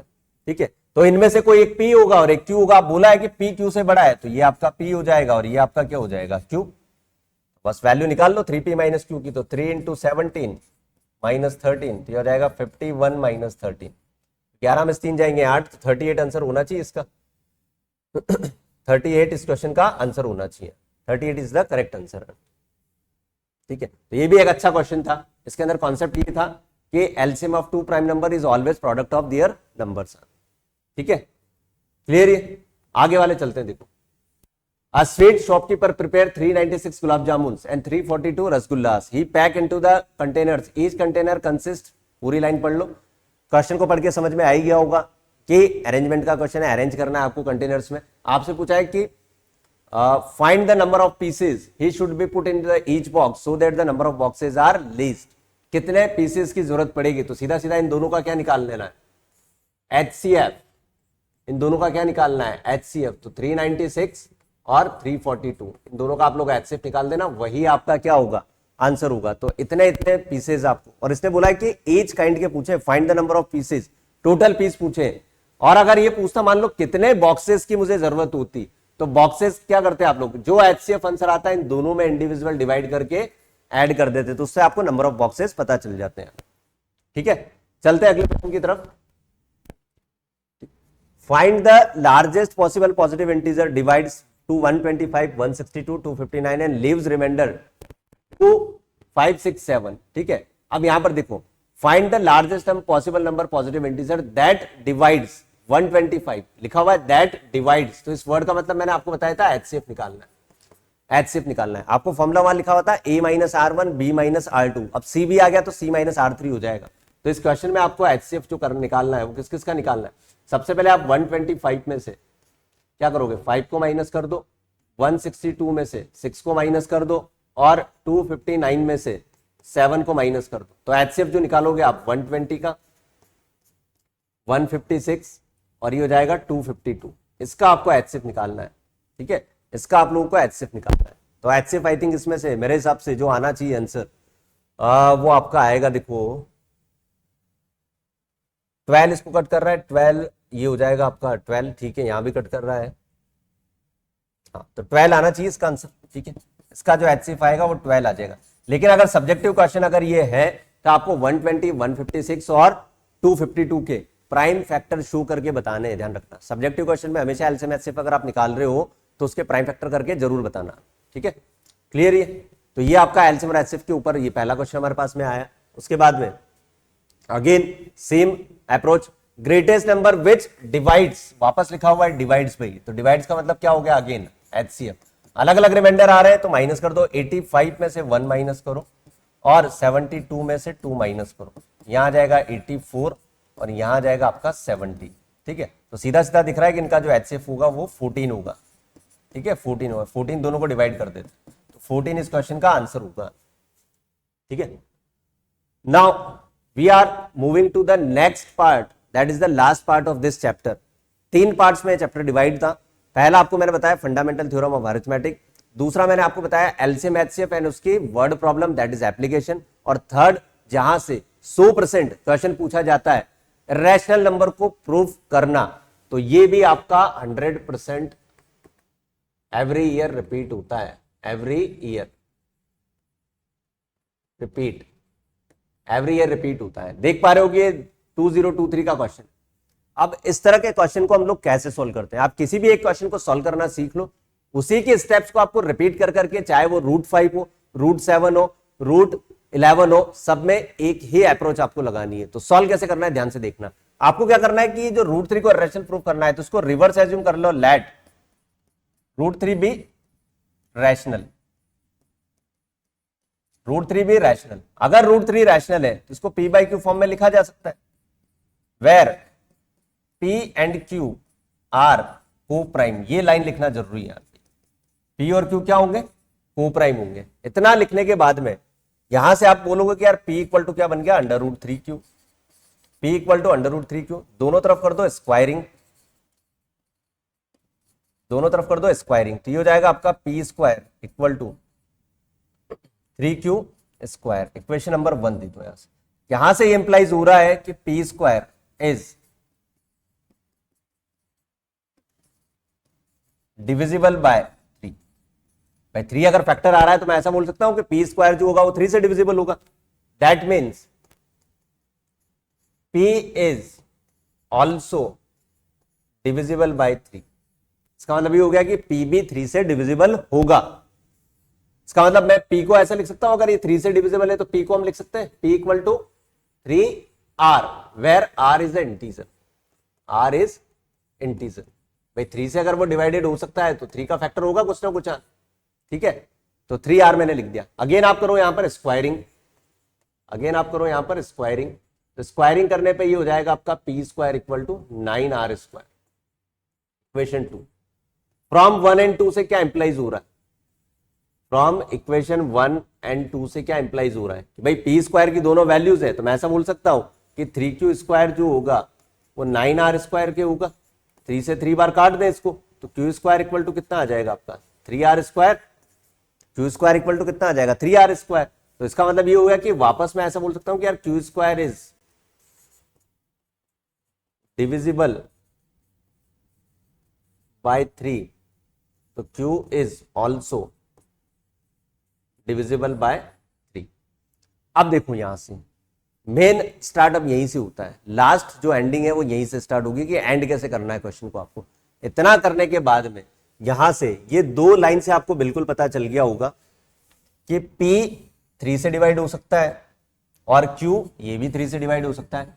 लेकिन हमने स्टार्टिंग में p और q को तो को प्राइम माना हुआ है। भाई को प्राइम तो ऐसे नंबर्स होते हैं जिनका फैक्टर 1 के अलावा कोई कॉमन ही नहीं होना चाहिए, लेकिन 3 से अगर दोनों डिवाइड हो रहे हैं तो मैं ऐसा बोल सकता हूं both p and q have a common factor 3, both p and q have common factor 3, so our assumption is wrong. इसका मतलब ये हो गया कि जो स्टार्टिंग में हमने एज्यूम किया था वो रॉन्ग है, और हमारा एजम्पशन अगर रॉन्ग है तो जो √3 को हमने रैशनल माना था वो कैसा होगा, इररेशनल नंबर होगा। अगर हमारा एजम्पशन रॉन्ग है तो बाय कॉन्ट्राडिक्शन मेथड हम ये बोल सकते हैं कि √3 को हमने जो रैशनल माना था वो कैसा होगा, रैशनल होगा। तो इस तरह से आपको ये परफॉर्म करना होता है पूरा। और ये जो क्वेश्चन आता है ये आपका आता है 3 मार्कर में, हमेशा से ही 3 मार्क्स में आया हुआ है, 3 मार्क्स में ये क्वेश्चन पूछा जाता है। अब आगे मैं आपको बताऊंगा, देखो √3 के बाद अगर √5 आ जाए, √7 आ जाए तो चेंजेस क्या होंगे। अगर ये √3 की जगह मान लो √5 आ गया तो यहां कितना हो जाएगा, √5 यहां कितना हो जाएगा 5q², स्क्वायरिंग करोगे यहां 5 हो जाएगा तो ये हो जाएगा आपका 25r², काटोगे वापस 5 आ जाएगा। तो जहां जहां 3 आ रहा है बस वहां 5 आ जाएगा, ये चेंज होगा। ऐसे ही √7 में जहां जहां आपका 7 आ रहा है, 3 आ रहा था वहां √3 की जगह 7 आ जाएगा। ऐसे ही अगर √2 का प्रूफ करना है तो जहां 3 आ रहा है वहां 2 आ जाएगा। तो एक ही क्वेश्चन से आपके 4 तरह के क्वेश्चन क्लियर हो जाएंगे। अगला क्वेश्चन देखो मैं आपको बताता हूं कि सेम क्वेश्चन पूछा है, √5 क्या होगा। तो भाई √5 के लिए अभी मैंने बताया कि जहां आपका 3 आ रहा है वहां क्या आ जाएगा, 5 आ जाएगा। ये आया था आपका, ये भी 23 में आया है, एनसीईआरटी में दिया हुआ है, 2019 में भी आया हुआ है। आगे का क्वेश्चन अगर मैं आपको बताऊं तो √2 का भी पूछ लिया उसने। तो सबसे ज्यादा जो चांसेस होते हैं वो √2, √3 एंड √5 के होते हैं। ये डेफिनेटली किसी न किसी सेट में आता ही आता है हमेशा। ये भी आपका 2020 एनसीईआरटी और दिल्ली वाले सेट में पूछा गया है। तो √2 का, √3 का, √5 का, ये तीनों प्रूफ में से कोई भी एक आप अच्छे से याद कर लो। अगर चेंज होके आता है तो 2 की जगह 3 आ रहा है तो जहां जहां 2 है वहां 3 हो जाएगा, जहां जहां 2 है वहां 5 हो जाएगा, अगर चेंज होके आता है तो। क्लियर? ये आगे देखो अब आप लोग, नेक्स्ट टाइप का जो क्वेश्चन पूछा जा सकता है वो ऐसे भी आपको पूछा जा सकता है कि भाई प्रूव करो कि ये जो नंबर है ये इररेशनल है, और साथ में ये ऑलरेडी आपको गिवन है कि √3 इररेशनल है, ये गिवन है ऑलरेडी। अब हमें ये तो पता है कि एक रैशनल और एक रैशनल का सम ऑलवेज इररेशनल होता है, लेकिन इसको प्रूव करें कैसे। तो इसकी भी स्टार्टिंग हमें वैसे ही करनी है जैसे इससे प्रीवियस की थी। तो आप मान लो लेट 2 + 5√3 इक्वल टू p/q, मतलब इसको मैंने एक रैशनल नंबर मान लिया। सेम यहां पर p एंड q को प्राइम होंगे यार, p एंड q को प्राइम होंगे। तो 5√3, 2 को उधर शिफ्ट कर दो तो हो जाएगा p/q माइनस का 2, 5√3 इक्वल टू p - 2q/q। तो यहां से मैं बोल सकता हूं कि यार √3 इक्वल टू कितना हो जाएगा, p - 2q/5q। ठीक है, ये हमारे पास में यहां तक सॉल्व करना है। जबकि ये वाला क्वेश्चन उससे भी थोड़ा सा जल्दी सॉल्व हो जाता है। अब कैसे, गिवन दैट, भाई ऑलरेडी आपको दिया हुआ है, गिवन √3 इज इररेशनल। √3 क्या है आपका, इररेशनल है।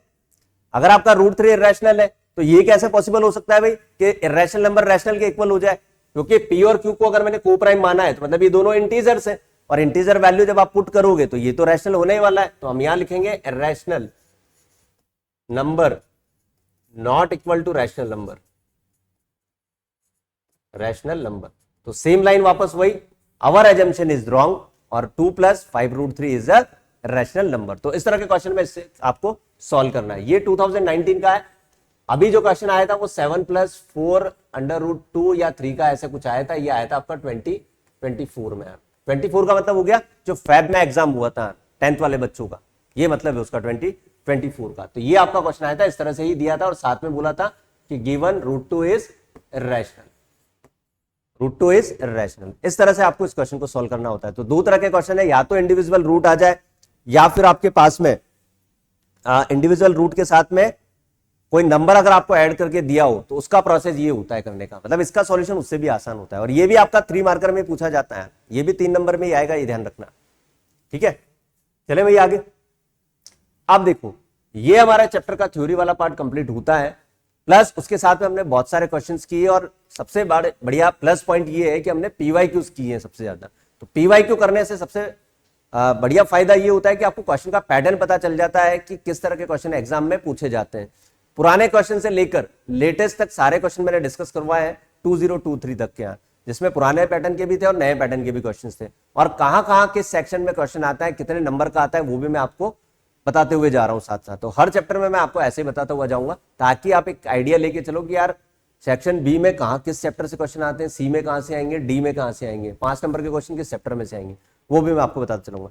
5 मार्कर में इस चैप्टर से कोई क्वेश्चन नहीं आता है, ज्यादा से ज्यादा या तो 2 या 3 में आएगा सिर्फ, या फिर आपका हो सकता है 4 मार्कर में आ जाए, 5 मार्कर में नहीं आता है बिल्कुल भी। ठीक है, तो चलते हम लोग एनसीईआरटी एक्सरसाइजेस पर, एनसीईआरटी के सॉल्यूशंस करते हैं। एनसीईआरटी के एक्सरसाइज में देखो सबसे पहला क्वेश्चन है आपको, express the number as a product of prime. तो 140 को प्राइम नंबर में ब्रेक कर लो भाई। ये क्वेश्चन एमसीक्यू में पूछा जाता है। ये हो जाएगा आपका 2, 70, 2, 35, ये आपका हो जाएगा 5, 7, 7 और 1। तो ये सारे इसके प्राइम फैक्टर्स हो जाएंगे। क्लियर, ये सारे इसके प्राइम फैक्टर हो जाएंगे। तो लास्ट में आपको 140 इक्वल टू लिख देना 2 मल्टीप्लाई 2 मल्टीप्लाई 5 इंटू 7। ऐसे अगर मैं बात करूं 156 की, तो 156 के भी प्राइम फैक्टर कर लो। ठीक है, ये हो जाएगा 2, 78, ये हो जाएगा 3, 9, 3 से 13 और ये हो जाएगा 13 से 1। ठीक है, क्योंकि 13 प्राइम नंबर होता है, तो 2, 2, 3 और 13 हो जाएगा। यहां आ जाओ, इधर यूनिट डिजिट 5 है, तो ये खुद बता रहा है कि भाई 5 से डिवाइड कर दो इसको। 5 7 जा 35, 3, 5 6 जा 30, 5 5 जा 25, फिर 5 से कर लो, 5 5 जा 5, 2, 5 5 जा 25, 5 3 जा 15। ठीक है, अब 3 से कर लो इसको। ठीक है, फिर 3 से कर लो, और 17 प्राइम है तो फाइनली प्राइम ही आ जाएगा आंसर। उसके बाद 5005 पे चलते हैं, बहुत आसान क्वेश्चन है।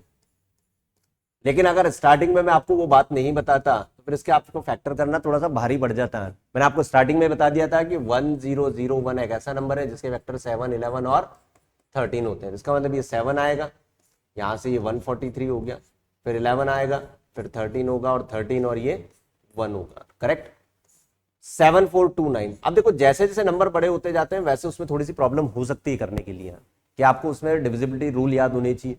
13 तक के जनरली 11 तक के याद होते हैं, 13, 17, फिर आपको ये ट्राई करना चाहिए कि यार आप प्राइम नंबर से उसको डिवाइड करो। तो यहाँ पर ये 11 तक किसी से भी डिवाइड नहीं हो रहा। फिर अगर मैं इसको डिवाइड करूं, देखो मैं ट्राई करता हूं यार इसको 17 से डिवाइड करने का, तो एक बार देख ले 17 से हो रहा नहीं हो रहा। 17 4 जा 68, ठीक है, 17 चौक 68, तो बचा कितना अब हमारे पास में, 2 और 4 6, ठीक है, 62 हो गया। 17 3 जा 51 होता है, 51 और 17 51, ये कितना बच रहा था अपना, 17 चौक 68, 68 और 6, ठीक है। फिर 17 3 जा 51, 51 9 और अपने पास में 2 11 119 हो जाएगा। तो मतलब 17 से डिवाइड हो रहा है, ये बिल्कुल हो रहा है। 17 4 जा, ठीक है, 17 3 जा 17 7 जा, ठीक है, 437 हो जाएगा। फिर 437 को भी सोचना पड़ेगा कि यार किससे डिवाइड होगा, तो ये हमारा हो जाएगा 19 से। अगर हम इसको करके देखें 19 2 जा 38, हाँ 19 से हो रहा है डिवाइड, ये मतलब सारे प्राइम नंबर लेने पड़ेंगे। 19 2 जा 38, 19 3 जा और 23 ऑलरेडी प्राइम है, तो ये तीनों प्राइम नंबर आएंगे। ठीक है, तो इस तरह से आपको सोचना है कि नंबर में अगर मान लो किसी का डिवाइड नहीं हो रहा है तो आप ये सोच सकते हो कि यार फिर तो प्राइम नंबर डेफिनेटली उसको डिवाइड कर रहा होगा। तो 17 19 और 23 इसके 3 फैक्टर होंगे इसके। ठीक है, तो ये पहला क्वेश्चन था इसका एनसीईआरटी का 1.1 एक्सरसाइज का फर्स्ट क्वेश्चन। सेकंड क्वेश्चन पे हम लोग चलते हैं। Find the LCM HCF following pairs of integers and verify this theorem. तो एलसीएम एचसीएफ निकाल के वेरीफाई करना है। देखो कैसे करना है इसका। अगर मैं एलसीएम की बात करूं तो इसका जो एलसीएम आएगा कितना आएगा, 26। एक काम करें फैक्टर करके बता देंगे आप लोगों को, चलो फैक्टर कर लेते हैं। ठीक है, 26 को हम लोग लिखेंगे 2 × 13 और 91 को लिखेंगे हम 7 × 13। इसके अगर मैं एलसीएम की बात करूं तो 13 कॉमन है और 2 आ जाएगा, 7 आ जाएगा। ठीक है,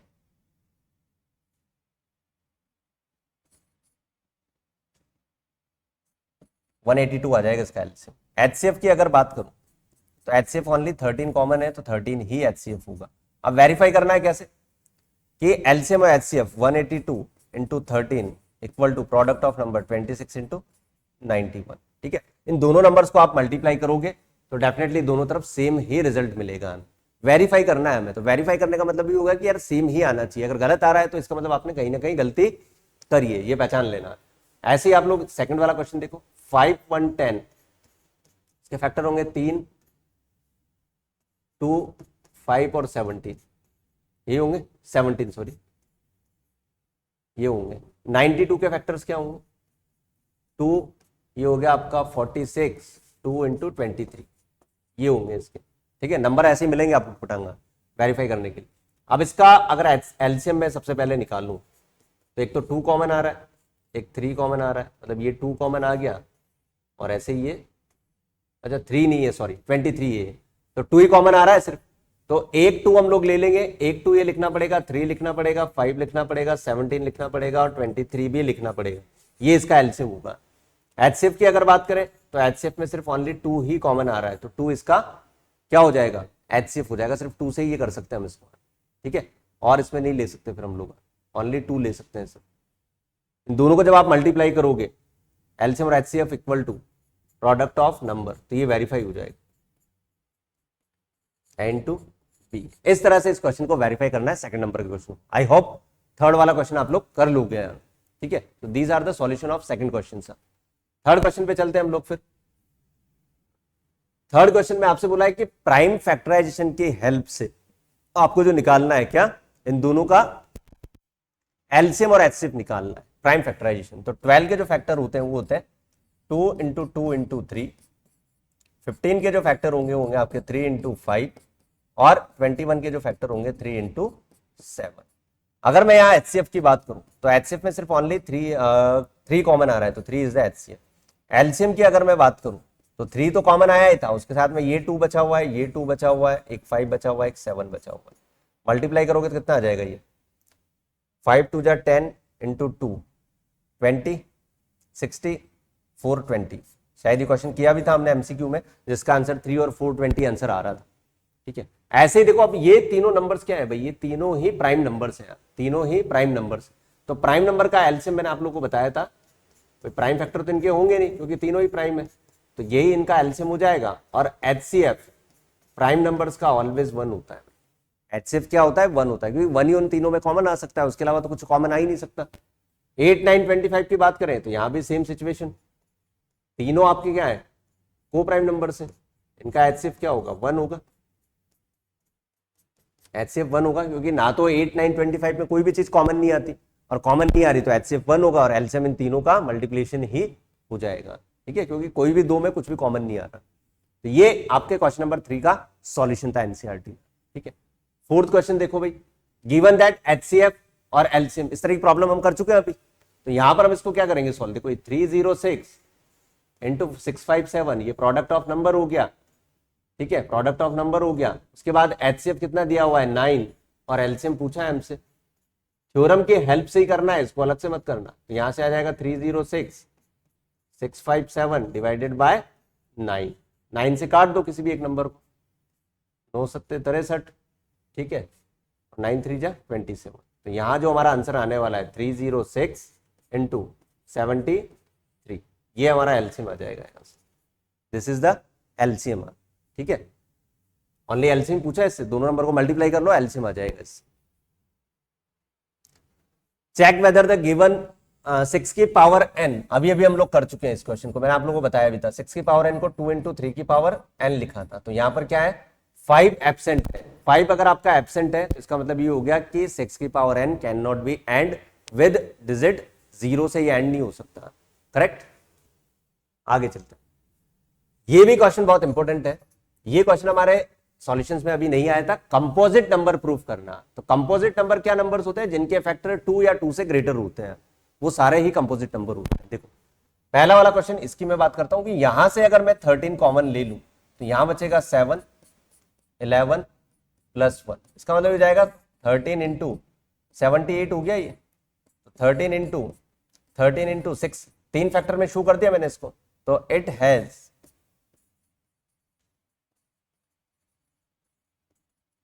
more than 2 factors, so it is composite। बस यही शो करना होता है। और इस क्वेश्चन को भी आप मान के चलो कि ये क्वेश्चन भी सीबीएसई लगातार पूछ रहा है। एक आध साल ऐसा होगा जिसमें छूट दिया होगा, कहीं ना कहीं आपको मान लो हो सकता है किसी ईयर नहीं मिला होगा, लेकिन हर साल इसके भी रिपीटेशन होने के पूरे पूरे चांसेस होते हैं।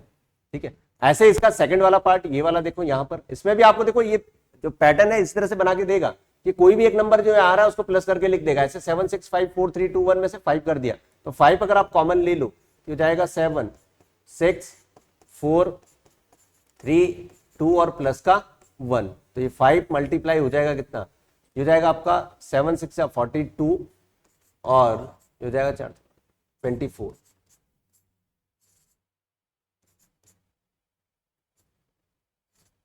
ठीक है, यह आ जाएगा आपका 1009 हो जाएगा। ठीक है, 1009। तो दो अलग अलग नंबर्स आ गए। प्राइम नंबर वो नंबर होता है जिसके भी दो फैक्टर होते हैं, लेकिन उन दोनों में से एक फैक्टर 1 होता है। एक फैक्टर क्या होता है, 1 होता है। लेकिन यहां पर हमारे पास में दो फैक्टर आ रहे हैं, दोनों अदर देन 1 है, तो इसका मतलब जो नंबर होगा वो भी क्या होगा, कंपोजिट होगा। तो ये भी क्या हो जाएगा हमारा कंपोजिट नंबर। कंपोजिट नंबर इस तरह से प्रूव करना है इसको। ठीक है, ये 2 या 3 नंबर में पूछा जाएगा इस तरह का क्वेश्चन है। करेक्ट। चलते हैं अगले क्वेश्चन की तरफ, जो एक्सरसाइज 1 का लास्ट क्वेश्चन है, आखिरी क्वेश्चन है। This is a circular path around a sports field. Sonia 18 minutes लेती है टू ड्राइव 1 राउंड और रवि आपका 12 मिनट्स लेता है एक राउंड करने में। सपोज दे बोथ स्टार्ट, ठीक है, suppose they both start at the beginning. Question थोड़ा सा इनकम्प्लीट है, मैं इसको कंप्लीट कर देता हूं। इसमें आपसे ये पूछा है कि एट हाउ मेनी मिनट्स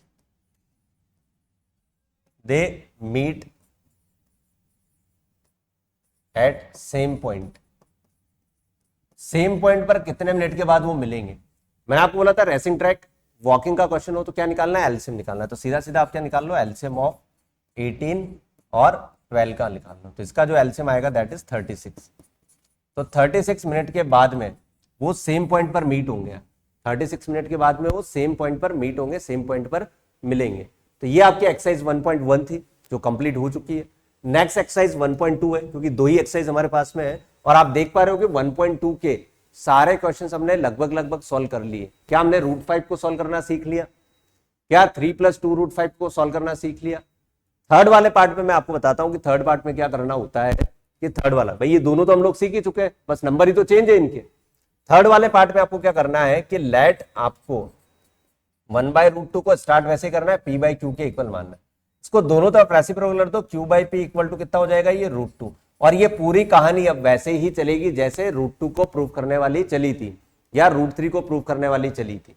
इसमें भी आपको यही करना है कि 7√5 को आप मान लो p/q के इक्वल, तो यहां से √5 इक्वल टू आ जाएगा कितना, p/7q।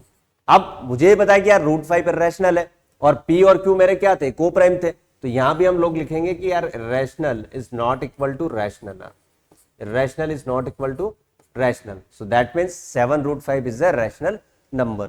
सेम प्रॉब्लम 6 + √2 वाली वही है जो हमने यहां पर सॉल्व की है। तो ये 1.2 के अंदर सिर्फ इतने से ही क्वेश्चंस थे। सारे क्वेश्चन हम लोग डिस्कस कर चुके हैं। यूक्लिड वाला पार्ट आपका डिलीटेड पोर्शन में आता है। तो ये चैप्टर नंबर 1 की पूरी समरी विद कॉन्सेप्ट, PYQs और NCERT सॉल्यूशन के साथ में थी। Thank you very much.